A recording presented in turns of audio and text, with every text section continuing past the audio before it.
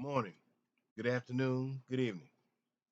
This is Dr. Soul Brother, trying to give you some remedies to cure your ills. I apologize. I've been away for a minute longer than I had intended, but life happens. But I'm back now, and I guess that's what's important. I'm not going to be long, but I want to get down to the nitty gritty of some things. First off, Dr. Soul Brother wants to address a man by the name of Dante Ross. Dante Ross, contrary to the name, is a white guy, not a black man. He's originally from San Francisco, but grew up in New York. He was born in the 1960s, so that would make him in his 50s today. Dr. Soul Brother has a problem with him. And Dante Ross, if you're listening in the clouds, I need you to hear me. Um, Dante Ross, in my judgment, is a black hip hop instigator. I'm gonna say that again. Dante Ross, you are a black hip hop instigator. And he's a record exec, has been in the game for a minute. He's been involved in the careers of some people I didn't realize before. Pete Rock and CL Smooth, as well as Buster Rhymes and the group that he was involved in. In fact, I understand that he played a role in Buster Rhymes' solo career. Now, before I continue, let me make something clear. Uh, I have no problem with people who are non-black who are into black music. Historically, you've always had that from uh, swing, bebop, blues, doo-wop, etc. And even today with hip hop, no problem. That's fine. But we also need to be clear of this. Um, this notion that our music has no color is what an uncle of mine would refer to as bullpucky. Okay, let's be clear. Let me move on, and as I go on, you'll see why I'm saying this. Um, the thing is this, Mr. Dante Ross. Unfortunately, there's a segment of my population of black folk who have made you feel very comfortable to the point where you feel you're one of us. Well, guess what? You're not one of us. Let's be clear. You might like our music, like our swag, and all the rest of it, but you're not one of us. In fact, frankly, you will never be one of us. It reminds me so much of the in the movie uh, Barbershop, where the white boy who was a barber in the black barbershop had the nerve, the audacity, the unmitigated gall to say to the one of the black barbers in there, "I'm blacker than you." But then we have to remember something. That's our fault for this. Again, we've made folk like them too comfortable. And um, the truth is, this is what happens when you deal with people who would be referred to as wiggers. Okay? That's what you're dealing with. And Dante Ross, for all intents and purposes, is a wigger. Let me move on. Um, Chuck D has become a real disappointment. And here's how and why. Even though he's not the topic, I'm going to add this in here. Chuck D is on record of giving pushback to people who refer to themselves as ADOS slash FBA. I'm not going to go down that rabbit hole too deep because people are entitled to choose whatever name for themselves. That's not the topic. But what I will say is, Chuck D, you are on record of doing what? Giving pushback to that because of the American identity within that context. And also, Chuck D, on record, was crediting Jamaicans for hip hop and uh, turntables, etc. Chuck D, you are from New York. Now, you might not be from Brooklyn or the Bronx or places like that, but you've been in the game long enough to know better now. But we see where that comes from. That comes from that influence there in New York. And New York, frankly, has done a piss poor job in celebrating Black American culture. And just a side note, I was looking at a trailer recently online about a documentary that's about to come out called Microphone Check. I was fascinated by this documentary. Just well, it's in the trailer for the documentary because it seems to highlight the role of Black Americans in the United States society. And just from the trailer, it's clear that it's a situation where there's pushback to this notion that it's Jamaicans and Puerto Ricans and all that, which brings me to this point. Dante Ross, you are Team Caribbean. How dare you, Mr. Dante Ross? How dare you fix your mouth on social media and probably in your memoirs? I haven't read your memoirs, but it's safe to assume that in your memoirs, uh, you want to give the credit to Caribbean folk. Let me tell you something. Somebody like DJ Kool Herc, who was a contributor without question, but he is not the father of hip hop. He is not. Okay. Um, for you to want to do that, you're taking a swipe at Black America, and not only that, your artist Busta Rhymes, who's on record as saying America don't have no culture and throwing shade on Black America, you obviously signed off on that. Okay, you signed off on that. Then I'm discovering that um, Pete Rock of Pete Rock and CL Smooth, similar to Busta Rhymes, American born and raised, but his parents are Jamaican. And Pete Rock is on record as saying 90, what was it? 90% of hip hop is from Jamaica, and the other 10%, I guess, is kibbles and bits towards black folk in America, or is it the 10% going to the Puerto Rican? Which is it? But either way it goes, that's fundamentally false. And Dante Ross signs off on this. Um, the thing is this. Um, there's a Jamaican brother by the name of Job Bunny, and I would encourage people to support his channel. And he talks about how Jamaicans come in conflict every time they try to take away culture from Black America. Now, this is a Jamaican brother pointing this out. That runs counter to what Busta Rhymes has been talking out the side of his neck for. In fact, Busta Rhymes talked so crazy that Job Bunny felt compelled to come forward. So, what you got to say about that, Mr. Dante Ross? And is your name really Dante, or is this another example of you trying to be one of us? Well, let me move on. Mr. Job Bunny says that Jamaicans are original pirates. Dante Ross. Let me go further. Now we understand that Dante Ross went from punk rock to hip hop. He was into the punk rock scene there in New York and moved from punk rock to hip hop. And Dante Ross is on record as saying that hip hop is quote unquote multicultural.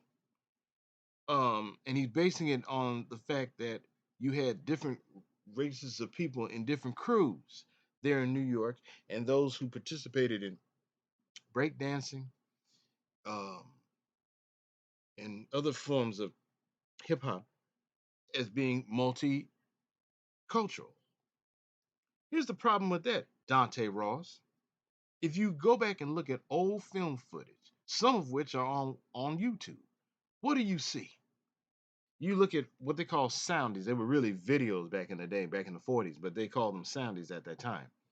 Those soundies, when you see it was a video of a guy, Harry the hipster, and you see these white folks, white men dressed in zoot suits.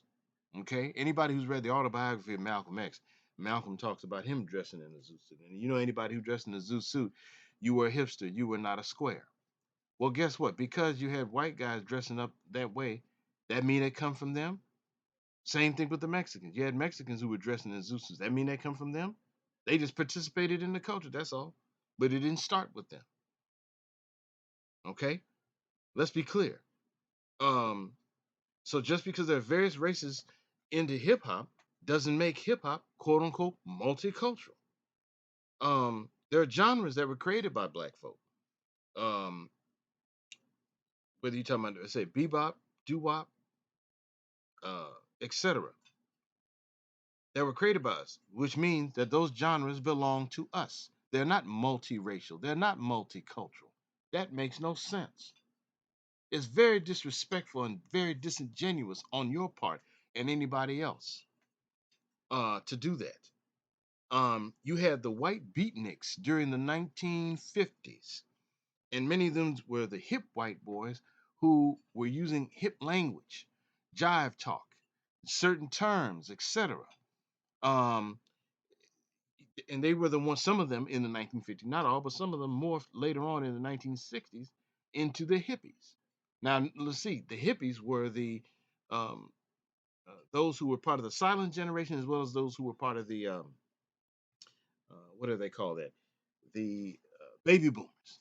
They were hip. Okay, they were using terminology that was popular in Black American culture. I won't just say Black culture, but Black American culture. That's what was happening. So again, when we look at hip hop, that's what was happening with uh, young whites, and Dante Ross was one of them. So again, because um, you found that part of black culture attractive, which most people do, find black people inviting, find black culture exciting, etc. And it is, frankly, it is. That doesn't make you one of us. And again, I want to be clear. Dr. Soul Brother right here talking. If you're in the clouds, Dante Ross, um, don't feel so comfortable where you can just talk crazy on social media and uh, give all kind of props to Caribbean folk when Caribbean folk did not create hip hop, did not create rap. Let's be clear. And I also want to address this real quick. Um, this thing about you can't change history. 73, meaning 1973. Herc set it off. How? How did Herc set it off? Herc is of Jamaican descent. And you're saying that to say what? Across from Flash was getting busy. He's Bohemian. Jazzy J is Jamaican. So is Red Alert. Okay, pause. Let's unpack that real quick. Real quick. First of all, DJ Kool Herc, aka Clive Campbell, is from Jamaica. He left Jamaica in 1967 at age 12 and finished his growing up here. The music that DJ Kool Herc was playing at parties were not Jamaican. Because in the first place, at that time, a lot of Black Americans were not feeling foreign music. So the music that DJ Kool Herc was playing was Black American music, some of which he was exposed to in Jamaica before coming to the United States. James Brown, etc. Um, Red Alert uh, is not Jamaican. Red Alert was born in Antigua. And get your facts straight. And he grew up in Harlem, New York. Grandmaster Flash is not Bohemian. Wrong answer. He's originally from Barbados. Again, get your facts straight, man. Um, and Red Alert was influenced by DJ pioneers like Grandmaster Flowers, Pete DJ Jones, and the Together Brothers. So, Dante Ross, the fact that you had people who participated in hip hop, participated, who had Caribbean roots, Caribbean background, doesn't make the genre Caribbean. I've said this before and I will say again. If Aretha Franklin was born in one of the Caribbean islands, came to the United States at age 4 or 5, grew up here, and later became the queen of soul music, or she was born and raised here, but her parents were from the Caribbean, she later becomes the queen of soul. In either case, the Caribbean does not get the credit. Why? Because soul genre and the soulful style of singing is organic to the United States. Now, that's just a made up scenario that's real, but I'm going to also point this out. Miss Hazel Scott, who was an accomplished jazz pianist. Where was she from? Trinidad. Came to New York at age 4. Became an accomplished jazz pianist. Again, how does Trinidad get the credit? They don't. Why? Because that genre is organic to the United States. And both genres, whether you're talking about soul or jazz, both came from Black America. Let's get that straight. Let's be real clear. So, Dante Ross, I'm going to say this in closing. You need to stay in your lane. You need to stay in your white lane, frankly. You don't belong in our lane. You don't. You are too much like what's that comedian, white comedian, Gary Owens, and others of that ilk, who unfortunately uh, have been made to feel too comfortable among my own folk. And I will say this to black folks: stop doing it. Stop making these folks honorary Negroes. And they are not. They are not and will never be us. Okay? I don't care how much I try to bleach my hair, talk like a surfer dude, and all of that. I will never be Mr. Vanilla, nor do I want to be. Let's be clear. So, Dante Ross, there's a documentary that's about to drop soon called Microphone Check. In case you're not aware, I would be I'm itching for this documentary to come out so I can see for myself how this thing is going. But just from the trailer alone, it's clear that Black America is all over hip hop. And let's be also clear about this: hip hop is more than rap music. It's graffiti, it's breakdancing, etc. Okay, so again, um, the facts need to be set straight.